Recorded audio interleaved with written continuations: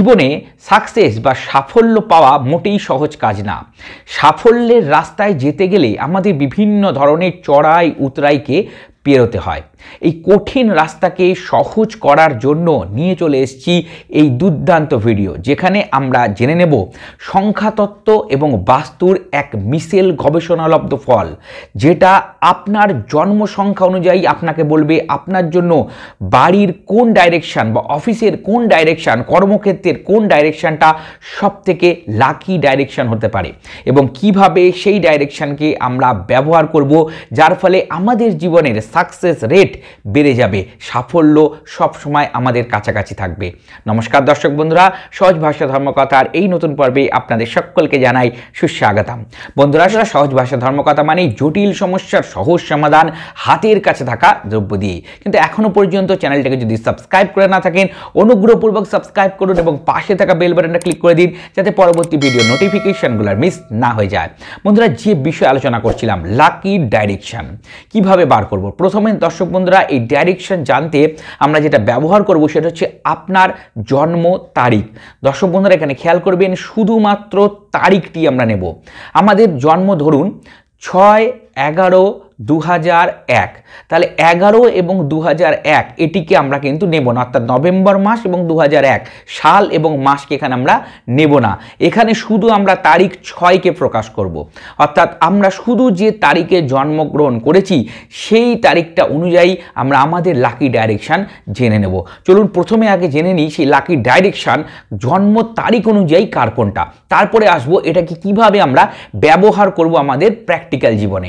দর্শক বন্ধুরা, প্রথম যে তারিখটির কথা বলছি সেটা বুঝতেই পারছেন, 1 তারিখ, 10 তারিখ, 19 এবং 28 তারিখ। 1 দিয়ে শুরু করলাম, 1, 10, 19 এবং 28।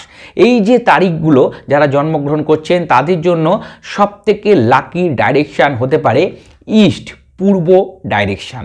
দর্শক বন্ধুরা, এরপরে যে তারিখটির কথা বলছি সেটা 2 তারিখ, অর্থাৎ 2, 11, 20 এবং 29 তারিখে যারা জন্মগ্রহণ করেছেন তাদের জন্য লাকি ডাইরেকশন নর্থ ওয়েস্ট, উত্তর পশ্চিম কোণ। 3, 12, 21, 30 যাদের জন্মগ্রহণের তারিখ তাদের জন্য লাকি ডাইরেকশন নর্থ ইস্ট, উত্তর পূর্ব।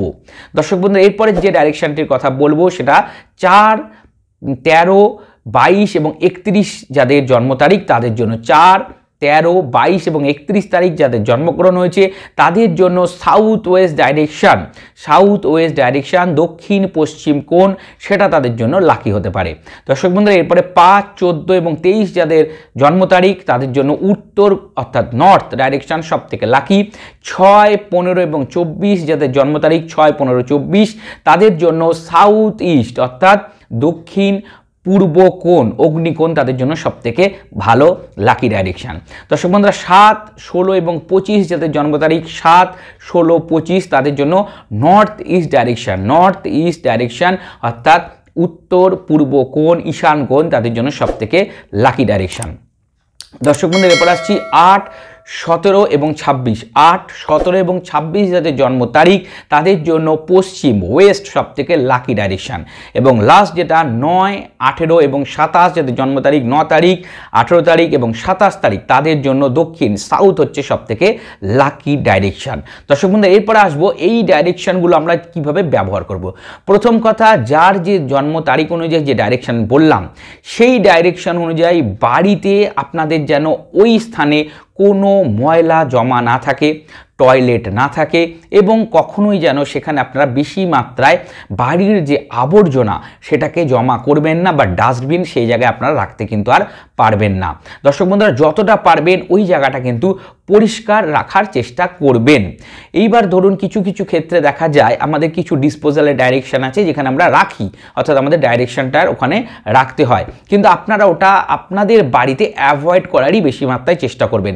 অর্থাৎ বাস্তুশাস্ত্র অনুযায়ী হয়তো এই ডাইরেকশনে আমরা রাখতে পারি, কিন্তু যেহেতু আপনার লাকি ডাইরেকশন ওটা হয়ে যাচ্ছে, আপনি কিন্তু সেই ক্ষেত্রে ওই ডাইরেকশন যতটা সম্ভব ব্যবহার না করলেই বেটার, এরকম যদি আপনার ম্যাচিং এসে যায়। আর না হলে যে ডাইরেকশনগুলো বললাম সেই ডাইরেকশনগুলো আপনারা বুঝতে পেরেছেন, আমি পরিষ্কার রাখতে বলছি, ওখানে কোনোভাবেই কোনো নোংরা জিনিস রাখা যাবে না। দর্শক বন্ধু, এরপরে আসছি ওই ডাইরেকশনে আমরা কি করব। ওই ডাইরেকশনে আমরা প্রথম কথা আমাদের বিভিন্ন ধরনের যে প্রাত্যহিক কাজ, যেখান থেকে আমরা যদি আমরা এডুকেশন লাইফে থাকি তাহলে পড়াশোনা পড়াশোনা করতে পারি। যদি আমরা বিভিন্ন ধরনের ব্যবসা পরিচালনা করে থাকি তাহলে সেই জায়গায় বসে আমরা ব্যবসা পরিচালনা করতে পারি। অফিস ক্ষেত্রে যদি সম্ভব হয় ওই ডাইরেকশানে বসে অফিসের কাজ করা, তাহলে সেই ডাইরেকশানটা নিজের জন্য বলে দেওয়া যে আমি ওই ডাইরেকশানে আমার চেয়ার রাখতে চাইছি। এরকমভাবে ওই ডাইরেকশানটা আপনারা ব্যবহার করুন। অর্থাৎ আপনাদের ব্যবসা ক্ষেত্রে, আপনাদের পড়াশোনার ক্ষেত্রে বা প্র্যাকটিক্যাল যে সমস্ত কাজ আপনারা করছেন সেটা মানি সোর্সের জন্য হতে পারে বা নিজস্ব কেরিয়ারের জন্য হতে পারে, আপনার ওই ডাইরেকশানটা ব্যবহার করে সেই সমস্ত কাজগুলো আপনারা করুন। আপনাদের কিন্তু আগের থেকে বেশি মাত্রায় ফোকাস হবে কাজের প্রতি, মনোযোগিতা বাড়বে, আর্থিক উন্নতি বা সেই ফিল্ডে সাকসেস কিন্তু আপনারা বেশি মাত্রায় নিয়ে আসতে পারবেন, যেহেতু এটা আপনাদের জন্য লাকি ডাইরেকশন। দর্শক বন্ধুরা, এছাড়া আপনার বাড়ির যে শোবার ঘর সেখানেও আপনার এই লাকি ডাইরেকশন ব্যবহার করতে পারেন। আপনাদের যেগুলো গুড লাক বয়ে নিয়ে আসছে যে সমস্ত জিনিস, ধরুন আপনার বাড়ির ল্যাপটপ যেখান থেকে আপনি কাজ করছেন প্রত্যেকদিন, তাহলে এই ডাইরেকশানে আপনি ল্যাপটপ রাখুন এবং এই ডাইরেকশানে আপনি ল্যাপটপে বেশিক্ষণ কাজ করুন। তাহলে এইরকমভাবে আপনি এটাকে বিভিন্ন ক্ষেত্রে আপনি ব্যবহার করার চেষ্টা করুন এই ডাইরেকশানটা অনুযায়ী। বাড়িতে এবং অফিসে বা ব্যবসা কাজে সমস্ত জায়গাতেই কিন্তু এই লাকি ডাইরেকশান প্রযোজ্য হবে এবং এই ডাইরেকশানে কোনো রকম ক্লাটার বা কোনো রকম আবর্জনা রাখবেন না, পরিষ্কার পরিচ্ছন্ন রাখবেন এবং ওই ডাইরেকশানে বসে কাজ করবেন। যদি কোনো কিছু করা সম্ভব হচ্ছে না তাহলে অন্ততপক্ষে কিছুক্ষণ ওখানে চুপচাপ বসে থাকুন, কোনো দেবদেবীর নাম করুন ওখানে বসে, বা চুপচাপ বসে আপনি আপনার পড়াশোনা করতে পারেন, নিউজ পেপার পড়তে পারেন। অর্থাৎ কিছুটা সময় অন্ততপক্ষে ওই রকম ডাইরেকশানে বাড়িতে, অফিসে বা দোকানে বসে থাকার অন্তত চেষ্টা করুন। তাহলেও কিন্তু অনেকটা বেটার ঊর্জা আপনি ফিল করবেন এবং অনেক বেশি পজিটিভিটি আপনার জীবনে আসবে। আপনার গুড লাক ফ্যাক্টর কাজ করতে শুরু করবে, কারণ এটা হচ্ছে আপনার জন্যই লাকি ডাইরেকশন। দর্শক বন্ধুরা, আশা করি সম্পূর্ণ বিষয়টি ব্যাখ্যা করতে পেরেছি, আপনার ব্যাপারটা বুঝতে পেরেছেন।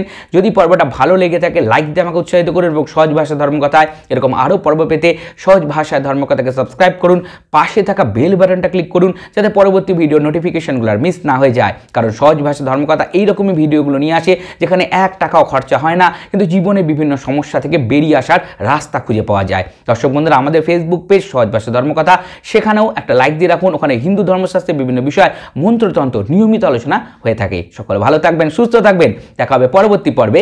নমস্কার।